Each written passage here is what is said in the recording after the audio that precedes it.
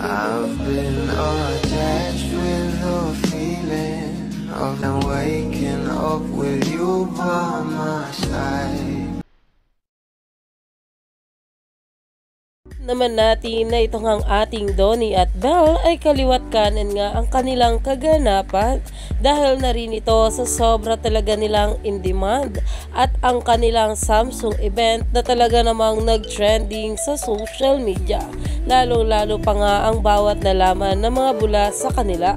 Pero ito na nga guys, ang pag-uusapan natin ngayon dahil talaga namang nandito na ang schedule ng Don Belle's ganap na kung saan ay talagang abangers na ang maraming bubblies. Kaya na lamang bukas na nasa Magayon Festival itong ating Belle Mariano sa Ayala Malls, Legazpi 6 PM at kinabukasan naman sa Excellent Filipino Awards at sa May 21, BP Choice Awards Night. Siyempre, ang pinakaaabangan ng maraming bubblies ang All-Star Game na kung saan ay maglalaro nga itong ating Donnie Pangilinan.